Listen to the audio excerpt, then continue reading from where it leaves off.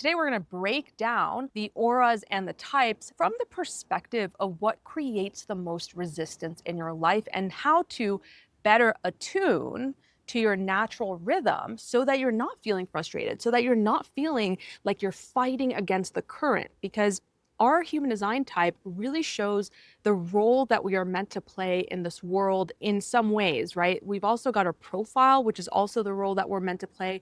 But if you don't understand the energetics of your type, then how you move in the world as your profile is going to feel incongruent still. There's going to feel a lot of resistance. When I discovered human design and I found out I'm a projector, it came after I'd already been studying astrology for more than a decade. And it was life changing. It helped me have a level of acceptance about myself that I hadn't had before. And it felt like I was being seen in a way that no other system had really seen me before. So I want to offer that to you from this video and all of the times that I talk about astrology and human design. Once you really deeply understand the aura of your type, it helps you see why you have a certain strategy and how to move from your not self theme into your signature theme. So, without further ado, let's begin. We're going to start off with the generators, and this is because generators make up the predominance of society. So, generators, manifesting generators together make up about 70% of society. Now, you hear that and you say, oh, that means I'm boring. Oh, that means I'm like everyone else. Absolutely not. It's just one of the most predominant energy types. So we're going to talk about them. There are two types of generators. One is the generator, the other is the manifesting generator. So I'm just going to talk about the generator first. Generators, your aura is warm, inviting, embracing. Your strategy is to respond. And so a lot of times, the misconception here, number one, is that you have all the energy in the world to do everything all the time. And that's just not true because you are a human. But I'm not going to talk about that aspect of it today. I want to talk about what it means to actually respond to life and why your aura demands response rather than going out into the world and trying to chase down what you want. People hear respond, that's my strategy. I don't understand what that means. Imagine you're walking down a street. You're walking down a street and you see this sign. You walk past the store, you see the sign, it says, "We're hiring." And you say, "Oh, I think I want to apply." That's response. You're moving through your world. Somebody says, "Hey, I'm offering this class and it's about this." And you say, "Oh, I want to try that." That's responding to life. Rather than seeking out what you want constantly, saying, okay, I need to find this, I need to find that. The way that your aura works is it's warm, embracing, inviting, enveloping. So there's this natural magnetism that draws experiences, that draws the right events to you. And you have to trust that you are drawing those things to you all the time. And so you don't need to constantly be thinking about what needs to be done. You could be watching a reel on something or a video about something, and someone says something that makes you think, oh, that's what I need to be doing right now. Oh, that's what I want to be doing. This is what I need to talk about. It's allowing your environment and the world to present to you with the opportunities to respond to something. And that is where your magic lies. But what happens a lot of times, the misconception here is that the response needs to be something that you initiate. But that's not what your energy is asking for. Your energy is asking for you to trust that you will see the correct things for you and respond to that. Your job is to trust that. And man, when a generator trusts their aura, they are so magnetic. I often say being in a generator's field feels like the universe is hugging me and making me like a warm pie and handing me a hot tea. Like it's just this like embracing energy. If you are not moving with that type of energy and responding to life, you feel very, very frustrated. There's a lot of resistance in your life, okay? Now let's move on to manifesting generator. According to Ra, the founder of human design, he says that the manifesting generator has the same aura as the generator, but some people disagree, and I happen to be one of them. I have a lot of manifesting generators in my life. Most of my family are manifesting generators. My partner's an MG. I might call it an MG if you hear me say that, because it's a lot shorter than manifesting generator. And the rest of the people in my family are generators. So manifesting generators feel a little bit different. They still have that warm, enveloping aura, but they also have a little bit of the manifestor's aura, which is closed and repelling. And that's because the manifestor generator energy moves really fast. So the reason why this makes a difference is because you go through different periods where you are feeling more closed off in the world. However, your strategy is still to respond and secondarily to inform. So you and the generator still have the same thing where you are responding to life. What happens though with a manifesting generator is because the energy in you moves so quickly because you've got the motor to a throat that you often may leave people behind and people have no idea what's happened. Like now you're off doing this crazy thing and maybe you were doing one thing and you were having this conversation and then you saw something and you're like, and you just go and start doing it and the people around you are like, oh, hello. And so this is where we take that time to inform, hey, I'm really enjoying this conversation or I'm loving doing this, but right now my energy is calling me over there. I'm just going to step over there. If you want to follow me, that's fine, but I'm going to step over there. But you are still responding. That is how you manage feeling resistance and anger. That is another thing that the manifesting generator feels. The frustration feels more explosive. It feels more like anger than just this gnawing sense of like resistance and stuckness that the generators tend to feel. So a misconception here is that you, because you have this manifestation quality, you are not a responder, but you are still here to respond. It's just that you move through these periods where you respond, and when you do respond, your aura kind of closes off a little bit. And so you just want to inform the people around you so that they are not feeling left out. Let's talk about the manifestor because we just talked about it a little bit. Now, manifestors make about 9% of the population, and they are the initiators. Your strategy is to inform, to initiate and inform. So you are the only one, according to human design, that has the energy to actually initiate. So whereas the generator and the MG are inviting cues for them to respond to, you could be sitting in your room and have a thought that comes out of nowhere, a project that you want to do, something that you want to start, and it is correct for your energy to actually move toward that in that way. The biggest misconception here, the thing that creates the most resistance in your aura is when you do not respect your rest and initiation cycles. So let's talk about your aura a little bit. Okay, this is really important to understand as a manifestor because I have a lot of manifestors that I work with as clients, and I love working with manifestors because, by the way, you don't just initiate yourself, you initiate the people around you when you are in your correct energy field. So you can actually be of service to others by being able to initiate them into taking action on something. But if you're feeling stuck, you're not going to be able to do it for yourself or other people. The aura for you is closed and repelling. Isn't that wonderful? Isn't that what everyone wants their aura to be? It's closed and repelling. But there is a reason for this because, like manifesting generators and generators need to respond to life, you are not meant to respond because there is an urge that comes from within that you are meant to listen to. And so the closed and repelling aura protects you from having too much interference from the external world. People saying, no, don't do that, or hey, come here and do this instead. Why don't you come do this? You have to listen to the urge within you. But because you are a non-sacral, meaning you don't have a sacral defined, you are one of the 3 types as a non-sacral, that means that you are here to initiate and then have periods of rest. Now, I've seen manifestors get really stuck in longer periods of rest because they don't really truly let themselves rest. And so they're resisting the rest, which is making the urge more difficult to come through and to hear.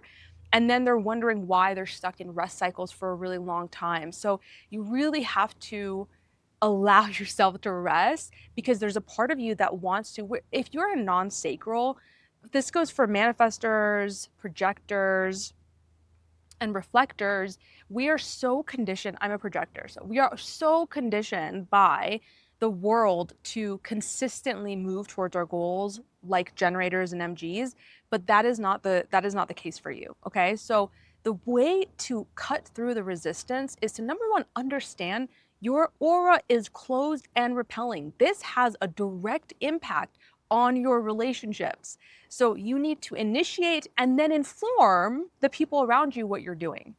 Not ask for permission, not over explain, just inform them, hey, I'm going to start this new thing. And it's really hard because, once again, you're not here to sustain. And so people might look at you and say, hey, you don't finish what you start. You need to stay with this thing forever. But you don't, because you are here to initiate. So the more that you try to put yourself in a situation where you're always initiating and sustaining, the more that you're going to feel resistance in your life, and you're going to feel like no urge is coming through. Next, let's go to projectors. Projectors, you are about 20% of the population. You are a non-sacral, and your aura is absorbing, penetrating, focused. So your strategy is to wait for the invitation. This one I could talk about for like an hour, of course, because I'm a projector. And of course, there are so many different ways, so many different perspectives of what waiting for the invitation means, which is why Ra Uru Hu, the founder, often said, don't take my word for it, experiment and see. And so I found for myself, after experimenting with waiting for an invitation for 2 years, and of course it's a constant process, I still do it, but that's really what I focus on for 2 years, was that waiting for an invitation is really for when we are giving advice most of the time. Obviously there's other cases, but most of the time where I see projectors hit up with resistance is, number one, they overgive, but a lot of times they overgive without being asked. And this is because projectors are very wise from a young age. Generally, we're wise about energy and efficiency. And so you may have grown up being like, why is that person doing that? You could do it this way. And there's other aspects of the chart that can really point this out. I've seen some projectors that it's like they just can't not stop. But if you understand that your aura is penetrating, absorbing, and focused, you may understand why it's important for you to be invited personally. People don't want to say this, like, not everyone wants to be penetrated by you. And so when you give unsolicited advice, when you give unsolicited feedback, it pisses people off. It annoys people because your aura is not warm and embracing like the generators. You might notice a generator could give unsolicited feedback. It doesn't hit as hard. Sometimes it does. Once again, you gotta look at the whole chart. But when you say it, it's like people get pissed, people get annoyed, like, oh, I feel like you're always trying to, fix me or critique me or tell me what to do. And you're like, well, I'm just trying to help. But did they ask? Because waiting for an invitation means, hey, Jazz, I'd really like your advice on this. If you don't have that, then you don't have an invitation. So, for example, if you listen to my generators, I talk to them about responding. And it's like, a generator walks down the street, they see a "we're hiring" sign, and they're like, oh, okay, I want to apply for that job. They respond. Unless someone comes to you and says, hey, Jazz, I want you to apply for the job, that's not an invitation. Now, this is where it gets tricky, and I'm not going to go super into it right now because people are like, so I'm not allowed to apply for jobs? I can't make content? Well, let me just say this. I'm a projector and I make content. I've plenty times applied for jobs that I end up getting. Okay, we live in the material world here. We have to be able to have that nuance about it. But day to day in your interactions and your relationships, people might come to you and ask you, oh, hey, I really would like your help with this. Or they just may be like, yeah, I'm doing this thing, and you may want to tell them. And it's like, dude, stop. Like, stop. You're intruding on their energy. Like, that's what I think. It's the way I like to think of it is like, that's their sovereignty. And my energy is, and because you're a non-sacral, you don't have a ton of energy. So you conserve energy and you let them have their sovereignty. If people want your advice, they'll ask for it, okay? So here, where you run into resistance is you're trying to force life, you're trying to initiate life, you're trying to even respond to life, and you are trying to be of service through just offering, giving. and you're feeling drained and you're feeling exhausted. And the invitation is to trust your aura. Projectors are not for everybody. They are not for everybody. Trust that your people will ask you. And if no one's asking you, then you go and just do what you love. Last but not least, let's talk about the reflectors. Reflectors are aliens, okay? Because they are 1% of the population. I've had reflectors in my life, and their energy is so unique because they have no defined centers in their body graph, which, by the way, you can always get your body graph for free on my website. If you're like, I don't know my body graph, I don't know what type. If you made it this far without knowing your type, kudos to you. I love that for you, that we're just like having a conversation. You have no idea what I'm saying.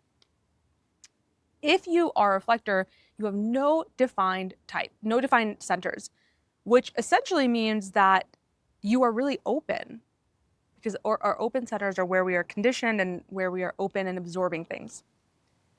But your aura is Teflon-like.